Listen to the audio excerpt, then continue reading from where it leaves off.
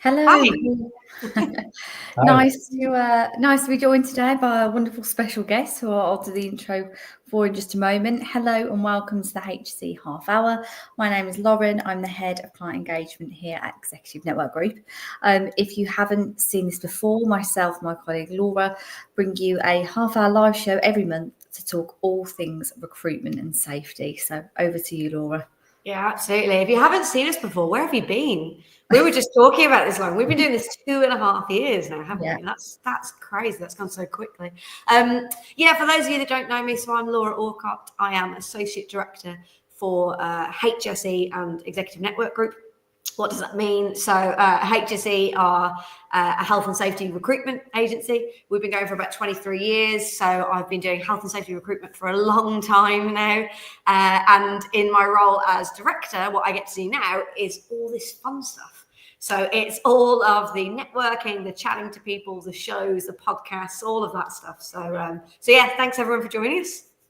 Yes, fab. So I work closely with Laura with the safety recruitment team here at HSE, researching, creating white papers on safety industry trends, information for our clients. And as I say, a couple of years ago and a half now, we kind of sat down and said, let's share this with our wider LinkedIn network. So as always, this is an interactive and live session. So any questions you have or any comments, please do put in the comment box on LinkedIn. We'll get to them as soon as the conversation allows. So as mentioned, today we are joined by a very special guest. Welcome, Bertrand. So we have Bertrand Gilbert with us, who is the COO of the International Institute of Leadership and Safety Culture. So quite a mouthful there, but the IILSC. So that is the global hub for leaders in environment, health and safety, and also recently the co-author of the IILSC Insights white paper with Laura as well, called The Future Safety Leader, which is an excellent read, and I'll drop the link to the comments later on. So welcome. Thank you for joining us. Yeah, welcome, Bertrand. Hello, nice to meet you. Yeah, thank you so much for joining us. I really appreciate it. I mean, as Laura mentioned there, you are obviously the COO for IILSC. For those viewers that don't know what that is, I thought maybe you could kick us off. Just tell us a little bit about the institute, how you got involved in it and what the institute is trying to do to develop that high impact leadership in safety. Okay, so I joined the Institute 8 months ago. Institute is part of CEDEP. CEDEP is an exec education club located in Paris, France, and it's a non-for-profit executive education club. So the institute was created by the combination of 20 years of experience in leadership and safety culture at CEDEP, and CEDEP acquired a company called RMS. Plus an event which is called the EH&S Congress. So the purpose of the institute is to create a community that gathers senior leaders who are concerned, who want to develop their leadership and around safety culture. So what we do at the institute is our core business, which is exec education for senior leaders. We have acquired the capacity to train the different management layers in an organization, because when we speak about safety culture, it's from top to bottom and from bottom to up. So that's one aspect of our activity. Our second activity is what I would call the specialized consulting, which is in fact how to strategically steer safety within multinationals and big organizations. And last but not least, that's what I call the creation of a community, which is in fact an area where we want to be the home for leaders when it comes to leadership and safety. And to do that, we publish. So you mentioned the recent white papers that was made together. We publish books. We created an advisory board that was announced 2 weeks ago, nurturing academics, corporate people, and we also have this event where in fact 2 times per year at the moment in Berlin and London, we gather hundreds of leaders to speak, to share, to network, and to challenge ourselves, everyone, on leadership and safety culture. So the next Congress is in London at the end of October. Fantastic. I mean, it sounds brilliant. I love that idea of building a community of leaders. You know, I think that's something we've been really passionate about at HSE for years, the idea that we've got so much great knowledge in the safety industry and we need to be sharing it and helping each other develop and getting that best practice. You know, I think in years gone by, we've been guilty as safety professionals of maybe being quite siloed. So I think that community idea is excellent. I love it. And obviously I'm a little bit biased because I did speak with you at the last Congress in Berlin, but the Congress events are fantastic. You know, I really, really enjoy them. That you can feel that community thing there, can't you? Where everyone's connecting, everyone's sharing ideas that they, you know, I always come away really inspired from that. So yeah, looking forward to the October one. Definitely. Yeah. So you mentioned there when you were kind of giving us the overview, the white paper aspect of it. So, you know, the Institute does lots of white papers, lots of research. I've read quite a few of them and there's some really, really interesting stuff. I definitely encourage everyone to go and check out the website and have a look at some of the white papers. And you and I collaborated on one recently, didn't we? Yeah. So for those who haven't read that yet, I think we are going to link it in the comments. But we recently did a white paper on the future OSH professional. So kind of looking at things that we think are going to be trends, things that, you know, leaders are really going to have to focus on in the future. And I know going through that, both of us, we talk a lot, don't we, about influence and leadership skills. So I thought a good place to start maybe would be if you could tell us why you think safety professionals need to have those influencing skills at board level. You know, why is it so important? You know, I think the starting point is to think about what's the function. So the OSH function is a support function. So, you know, by definition, these functions are not accountable for the, let's say, transformation budgets. Operational leaders lead the transformation within their budgets. So safety leaders have to be convincing. Yeah. Be convincing and to get the buy-in. They need influence. And you know, it reminds me my first HR business partner when I started 20 years ago. And he was saying, you know, speaking about leaders, he was saying that leaders who think that their power matters are wrong.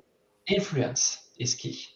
And I believe in all function, in the safety function, the influence is needed because as it comes to safety culture, we are speaking, in fact, about company culture. When we speak about safety leadership, in fact, we don't speak about safety leadership. We speak about leadership. Yeah. And so that influence, which is really needed for safety, because speaking about the board level, what's the board? The board sets the tone for the company.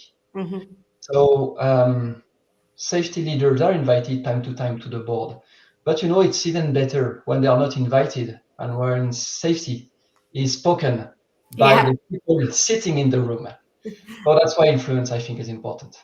Yeah, and that's a tough thing to do, isn't it? When you're not necessarily, like you said, you haven't got that seat on the board, but you need it to be talked about and engaged. And I think that was a really big thing that came out of that white paper, the idea that it's not about safety leadership, it's about leadership, you know, and not seeing them as two independent things.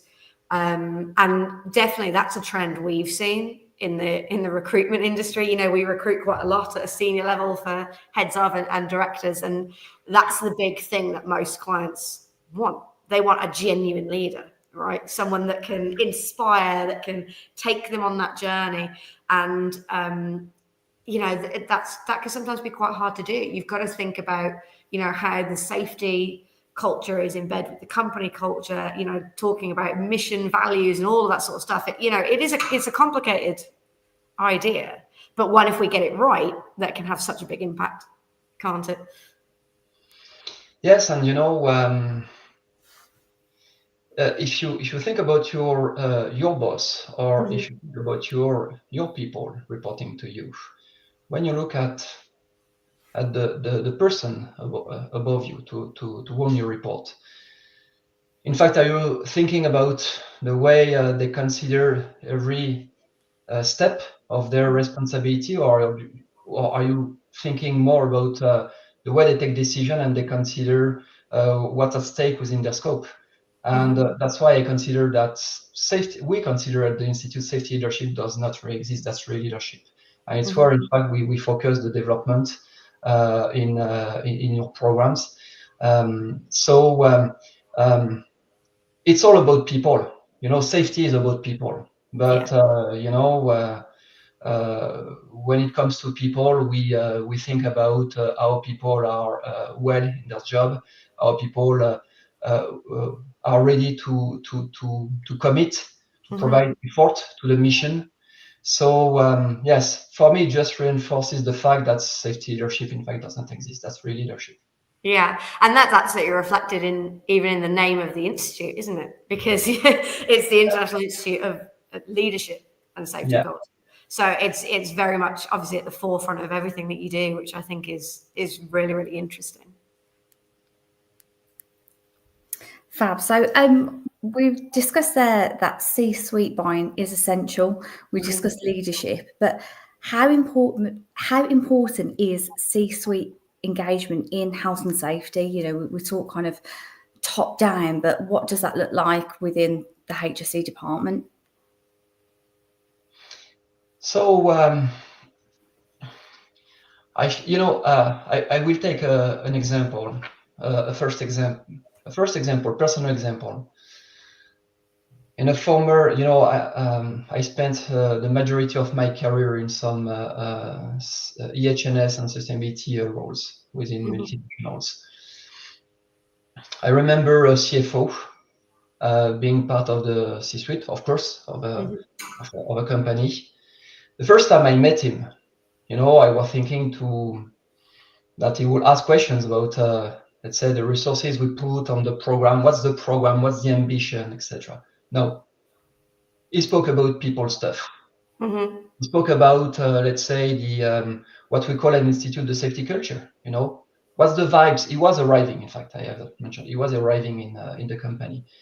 What are the vibes in this company? He gave me his perception after a few weeks, and so he asked me how I was feeling the maturity and where it should go in the future. So I was very, I would say, positively surprised. He was replacing a person who had the opposite mindset. So I was anticipating these questions because of the previous profile. And in fact, the conclusion of this discussion was, the way you need me, please approach me, and if I can help, I will. But what is sure is that I have the conviction that we should be focused on safety culture. In this position, I was reporting to an operations leader, to the top leader in the function. So I can tell you it was very useful to have a CFO. So that's an example. The second example is more based on let's say the connections I have with the institute partners, and I have in mind few different multinationals, but the one who struggle always for the same reason. They struggle because there are several scenarios. They may struggle because what has been deployed is not applicable anymore. So the company needs to step back. They need to sit all together and find solutions together. That's the best case scenario. I mean, here the C-suite is completely involved and they want to be part of the reflection because they consider that's important for the company. The worst case scenario is the other one. It's where I would say where we have the glass ceiling. So the access or the level of discussion is not the right yet. and the reflection is not strong enough. And this situation is when, in fact, we have a C-suite which is not fully aware of what's at stake. The C-suite is not part of the reflection, but they are more looking in the mirror. I mean, the lagging metrics. So they think the numbers are good, so the safety culture is great, which is not the case. And what happens time to time? There are some adverse events, and then it awakes everyone, and the C-suite does not answer. So the importance of the C-suite being involved, being part of the discussion, is because, again, we get back to the previous point, but that's leadership. And it's where, in fact, we need them. Yeah, absolutely. It's this idea, isn't it, of making sure that safety is just ingrained in everything that the company does, in every sort of business decision. And I think we've got a comment, actually, haven't we, Laura? I was just about to go to that, yeah. Ian, so he said here, when you've made an impact at director and board level, when health and safety is item 1 on the agenda and not just covered by, the end, any other business sort of thing. So I think that's a really good point. Yeah, absolutely. I completely agree. So what we kind of talked about in the white paper, I mean, I really encourage everyone to go and have a look at it, because there's lots of really interesting stuff in there. But we covered a bit, didn't we, on the kind of skill sets that we think these future leaders are going to need, in addition to those sort of influencing skills, and how, safety professionals that don't have these skills, that's going to be a real barrier to them in the future in progressing up the ladder and really making an impact. So I just thought I'd ask you what you think some of the barriers are to safety professionals. If they are trying to make an impact at that top level, what's the stuff that stops them? So I think the EH&S profession has developed a lot. We have a set of qualification, content, degrees all over the world. So my point of view, when I look at what we face in our classrooms at the institute, we see people. So here I'm speaking really about the OSH function, but we see people who are very well trained, I would say, on some engineering stuff, but probably not enough on soft skill. And I think in substance, that's a lot of what is in the white paper. And so being trained too much on this area makes people miss what's, let's say, the decision making, in fact, in an organization. And the decision making is a lot about people. We need processes, to structure, to stabilize, to organize, to improve organizations. But the way decisions are taken relies a lot on social science aspects. And it's really where I believe the OSH profession has to improve. You were speaking about the Berlin Congress, Laura, where we were on the stage together. I had many people who came to the stand, to the institute stand, and asked more on the capabilities and the programs we propose for the OSH function, for the OSH profession. Because they say that, we speak a lot on the fact that ops leaders have to take the lead on safety, have to be some role models, etc., etc. But there is, there is a need to develop the OSH profession on human aspects, in fact. So everything around soft skills and what is a lot discussed again in the white paper. That's something that resonates a lot from the industry. I have mentioned Berlin, but that's also the feedbacks we receive after our programs. In the feedbacks from our programs at the institute, the OSH leaders who come, I would say, are completely turbocharged with all these programs around leadership. That's a lack, according to me. Yeah, absolutely. And again, anecdotally from recruiting in the industry, I would 100% agree and completely echo that. You know, when we're looking at these leadership roles for clients, that's the real focus for them. They want those soft skills, those human skills. You know, that's the bit that you can't really get just from a CV. You have to talk to people and understand how they do things.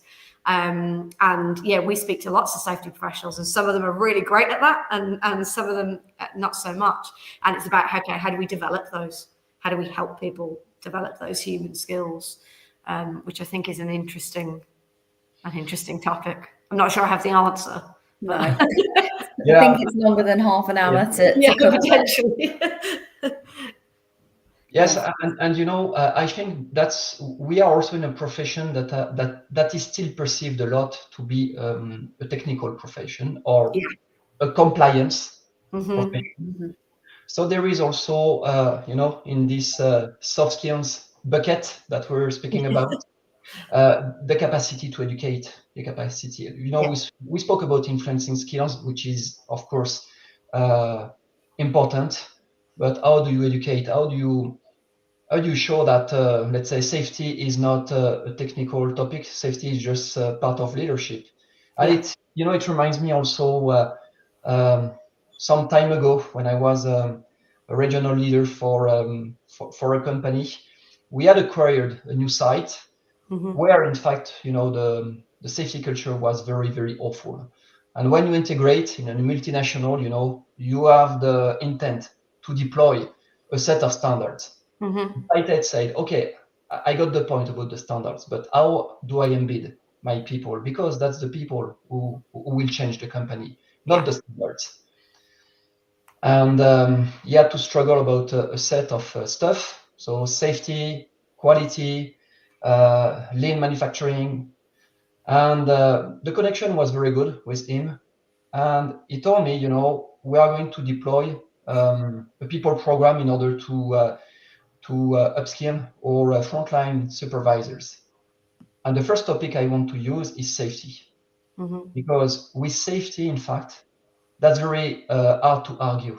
In fact, can you argue that it's not important to take care of people? Yeah. And so we started with this one. And I think it shows that safety is not only a technical stuff. Because it was not about the standard. It was about embedding people in changing and transforming the site. Yeah, absolutely. Great. So with all this in mind, Bertrand, can you give us, you know, 2 or 3 things that safety leaders can do to enhance their impact? So again, I'm not sure I have all the answers. I think they are based on what we have discussed, and maybe to wrap up a little bit, or maybe push a little bit the reflection. I think whatever is the safety role, whatever is the level of the scope of influence, I think that's important to develop a matrix, a transversal mindset, because I think the most important point is to bring the topic throughout an organization which is complex, and so safety becomes complex for organizations. So I think that's the first point. The second point, I would say, it's important to cultivate strong corporate skills. So understand what's happening in the company, what's at stake at the moment, where are we struggling overall, not safety, but overall, in order to have the right picture and to be tactical based on the existing situation. The next one, without surprise, I would say, as individuals in the profession, I think we have to optimize our human skills. And I will not develop. That's what I have just discussed. But yes, all the human skills are very important. I will also, you know, step back a little bit and mention something which is in the white paper. Adopt the last tools available for the function. And here I'm thinking also on being up to date on digital. Okay. Because in fact, with everything arriving on the market, we know that companies are leading their digital roadmap by transforming a lot. Why H&S should be outside the scope? Yeah. And when you look at the market, there are some wonderful solutions. Of course, everything is not applicable everywhere, but it can facilitate a lot what we do day to day. Yeah, perfect. Makes sense. So, yeah, definitely. Answered very succinctly, definitely within the half an hour. So we've had a couple more comments. We've had a question for you, Bertrand, to ask, what should young professionals, so future safety leaders in the HSE field, focus on learning in their first few years? So again, big question, but if you could give a short kind of answer to that would be great. I think I don't get back on the way now OSH leaders enter in the position, but I think we have some good qualifications, and everything is good qualifications on the technical side, organizational side, with management systems and all of this stuff. My recommendations will be to be open-minded, curious. I think that's applicable to all functions. Yeah, absolutely. Even it's very important in all function. I have always said, I have covered many regions of the world. I have always said that the best EH&S leaders are not the best technicians. Okay. They are the best, I would say, coordinators. So people able to navigate an organization and embark people involved in this organization. So that's also a tip. And based on what we have discussed, take time to develop yourself on human stuff and also observe around you. Yeah. Observe leaders, not OSH leaders, just leaders. Yeah. And you will learn a lot on the way to improve and on the way to adapt your time. Yeah, great. I love that. Absolutely. Good advice. Yeah, definitely. Thank you very much. And thank you for joining us today, Bertrand. It's been a fantastic discussion. We really appreciate that. I think there are a couple more comments via LinkedIn. One so much from Graham that isn't so much a question, but more of a statement. And he said here to invite comment about how health and safety is becoming more multifaceted. It's becoming diluted. There's requirements to juggle other hats such as security, quality, environmental, facilities, than being able to just specialise and focus in one area. So anyone that we haven't been able to get to your comment or question today, Bertrand just kindly said that his inbox is open, so you can send over your questions directly. I'll also be putting the link to the recent white paper that we have been discussing today in the comments. So head over to that link, download it, let us know your thoughts, and that's all around kind of future safety leaders. So aside from that, we have the EH&S Congress coming up, don't we, Laura? When's that? In October? That's in October, yeah, absolutely. So that is the London version of the Berlin event that Bertrand and I spoke at earlier in the year. So that's on the 28th and 29th of October. And I really, really recommend it. If you haven't already signed up, go and have a look at it. The agenda is outstanding for those 2 days. And like we said, that community aspect, I think, is my favorite bit about it. You really have time to actually talk to other safety professionals and learn from them. There's networking time throughout the day. There's a networking evening on day one. So yeah, definitely go and check that out, and go and have a look at the institute as well. IILSC, you can go on their website and have a look at it, find out, some more stuff about the other white papers they've done. And there's some information on there as well about their leadership through health and safety program, which is really, really interesting. So definitely go and check it out. And just very quickly before we finish, to come back to Graham's comment, Graham, we could talk about that for like a whole session. We might have to do a show on it. So yeah, we'll have a chat afterwards. I think about that one. Yeah. Fab. So thank you very much all for joining us today. As always, that's absolutely flown by. What are we talking about next month then, Laura? So we're joined in August, aren't we? We are another guest in August. Yeah. So in August, we're being joined by Alice Heffernan. So Alice is actually a member of my team, and she recruits for everything environmental and sustainability, but specifically in the utility sector. Which is a real growth area at the moment. There is so much going on in that. So she's going to come along and just tell us everything that's basically going on in that market at the moment. So there's going to be loads and loads of info. So yeah, come along and join us for that one in August. Fab. Well, thank you everyone for joining us today, for your comments and questions. And of course to Bertrand for the fantastic discussion and your thoughts on safety leadership. It's been really insightful. Thank you. Brilliant. Yeah, thank you, Bertrand. Thank you, everyone. Have a nice weekend. Bye-bye. Bye, everyone. Bye.